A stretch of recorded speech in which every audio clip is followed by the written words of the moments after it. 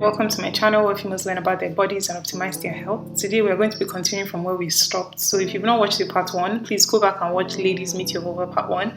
In that part we spoke about the different parts that make up the vulva area, and we actually went into that in-depthly, from the Bartholin's gland to the clitoris, the labia majora, the minora, the fourchette, the perineum. If all these words are new to you, go back and watch that video. So today we're just going to continue from where we stopped, and we'll be exploring the popular hymen that's causing all the wahala in Nigeria. So let's get into it. If you grew up in a Nigerian home, you must have heard this a million times: don't have sex before marriage, keep yourself until marriage. And what they used to check the difference between a virgin and a non-virgin, a woman who has had sexual intercourse or not, is actually this membrane you can see here called the hymen. So a virgin in this context is a woman who has never had sexual intercourse before, and a woman who has her hymen intact and not ruptured. So in Nigeria especially, I've also heard tales about family members putting white bedsheet down for couples to have sex on their wedding night, and the next day they will now carry the bedsheet and check. So if there's blood, then they will celebrate the marriage like a worthy wife, and if there's no blood, then they will ask her to pack her load and go back to her father's house. Basically, I don't know how true it is, but I've heard that story one too many times. But the problem here, and the sad part about this, is that people that came up with this form of checking or this form of technique know nothing about the human body. And that's why I want us to talk today about the hymen. The hymen isn't the same in every woman. If there's nothing you get from the part 2 of this video, understand that the hymen is not the same in every woman. So this ignorance of hymen versus no hymen, virgin versus non-virgin, let it end today. Some women have a complete hymen. Now let's go back so you can see what I'm talking about. You see how small this vaginal opening is. See how complete this hymen is. This is how some women have theirs come, and some people have some hymens that are not so complete, like that one. So you can see here too that this one is not as round and does not give this kind of opening that you see in this other one. And the crazy part is that some people even have hymen that will even block this whole area, this whole vaginal opening, that your menstruation cannot even come out. So that one will cause another problem. And some people have just a tiny slit going across the vaginal opening. So as I said, the hymen can be so complete. It can be round that it just leaves a small vaginal opening, and it can also just be a tiny slit. And why it's important for you to understand this is, if you understand that the hymen is different in different women, you understand that the kind of hymen you have will determine your experience the first time you're having sexual intercourse. So let's take, for example, someone that has a complete hymen. The first time anything goes in, obviously that hymen is going to break down. You're going to have a lot of bleeding. Let's now compare that to someone that has something like this that is not so complete. The person might bleed after the first sexual intercourse, but it might not be as much as someone that has something as complete as this. And what now makes it worse is some people just have a thin slit. So in that kind of person, they might not even bleed at all. And that does not mean they've had sex before. It's just the kind of hymen they have. So the more complete your hymen, the more bleeding you see the first time you have sexual intercourse, and the more pain as well. Someone that has a complete hymen might have serious pain that they might not even want anything to enter there. And someone that has just a tiny slit might actually not have much pain, maybe just a mild discomfort. So it's so important you understand. But when the hymen, that is this membrane, is ruptured, this is what you now see. You can see some vestigial, like just some things hanging around, and that's like the remnant of the hymen that has already been broken. I want you to understand too is that minus consensual sexual intercourse, there are actually other things apart from that can rupture this membrane and make it come to this remnant that you can see here. And one of the very first things we're going to be looking at is tampon. And the reason why I put this as my number 1 on the list of other things that can rupture the hymen is because more and more Nigerians every day are beginning to use and love tampons. And it is basically this rod-like thing you can see here that you put into your vagina through your vulva, and it absorbs blood.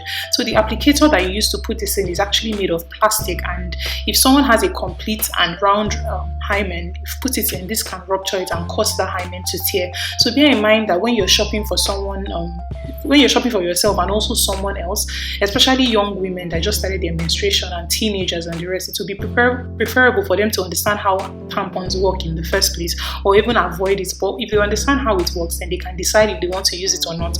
But using a tampon can actually rupture an intact hymenal membrane. So some activities as well, and this one is very important because in secondary school it is so compulsory to belong to a sports group. I remember we used to have like yellow house, red house, green house, blue house. Blue house always used to win. Like, please pause this video and actually comment below which color house in your secondary school used to win the most. Yeah, so back to what we're talking about. Any sports that you that will allow you to be flinging your leg up and down and allow you to jump, trust me, it can also rupture the Hymen. So an example is long jump, which you have to do like a full split in the air, so your leg can reach as far as possible, and that can also lead to a tear in the hymenal membrane. Then riding a bicycle as well can have the same effect, because you know some bicycles have very, very strong metal seats.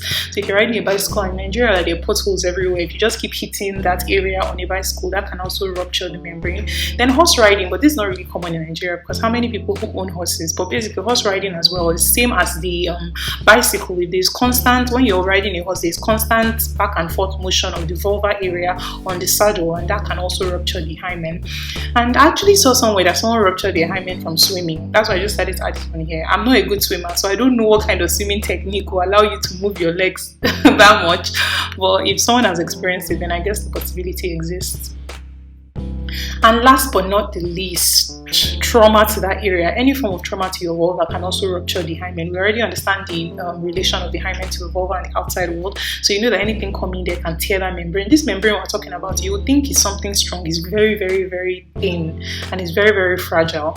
Number one, masturbation. During masturbation, when some people, or when someone inserts fingers into the vagina through the vulva, also dildos, any object you're putting in during masturbation can also rupture that hymen. One other thing we also need to consider, especially in children, teenagers and adolescents, when you see a ruptured hymen, is child sexual abuse, and it's a sad reality that we have to face and as with us. So I'll be having a different video talking about what to do, who you can report to, and the steps to take when this happens.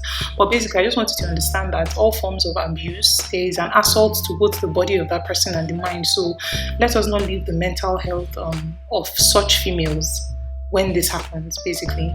So we should not leave the mental health issue out. But I just want you to understand that sexual abuse is also a reason why the hymen can be ruptured, especially in younger females like teenagers and children. You don't expect the hymens to be ruptured that early.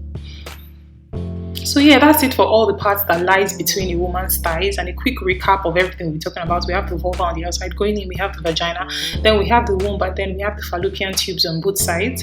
And yeah, this is all we've been talking about. And like I said, these things we're talking about, you think they're big, but they're not. They're actually really small compared to like your whole body. But now I want you to pause this video and go down below and write out the things that can cause the hymen to rupture. You cannot even tell me you don't know, because we just ran through them. So also I want you to write a short essay on why the hymen is a faulty way to determine. Somebody's thinking, am I in secondary school? Go down and write a short essay on why the hymen is a faulty way to determine the virtue of a woman, and let it not be more than 750 words, please. Like, let's all respect ourselves and write why the hymen is not really a reliable way to check if a woman is sexually active or if she has had sex before or not. So later we'll be exploring the different parts that can hurt the system, but this is just a recap. One of the things we'll be looking at is irritations from products and soaps that you use. Watch out for my hygiene video. We'll also be looking at infections of this area. And it's very important to understand that the two systems converge here. So when we're looking at infections, I'll be teaching you how to differentiate if the problem is coming from your vulva or it's coming from your urethra opening, where pee is coming from, or from your vagina opening.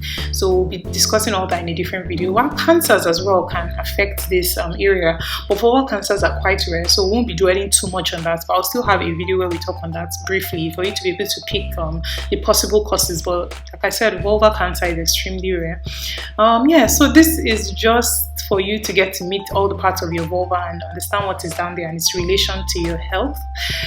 That was your vulva. Yeah, you can also even see here the different sizes of the labia minora. This one is straight, this one you can't even see anything, this one is ballooning out and all that. So just to remind you again that your labia is beautiful just the way it is, and there's no right way for it to look.